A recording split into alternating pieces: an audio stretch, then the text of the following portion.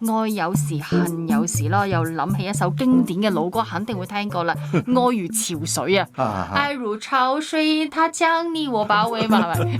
咁呢個潮水啦嚇，包圍你就覺得好溫暖啊，好被愛。但係頭先大叔你話有漲有退噶嘛，係咪？潮水唔係永遠都 keep 喺同一個 level 嘅，佢係有起有落。咩時候佢會落呢？嘈交咯，利益關係衝突咯，處境改變咯。而家啲人話咧，共睹患難咧就共唔到富貴嘅。呢個愛係咪能夠永遠呢？嗱，調翻轉恨，你又好難會恨一個人一世。好簡單嘅一個例子啫。如果你搭某架巴士，要從一個地點去另外一個地點，嗰個司機咧就有個任務啦，帶你去到嗰度，係咪？但係嗰個過程裏邊咧，你坐邊個位，你點樣坐法，你做啲咩嘢，冇規限你㗎。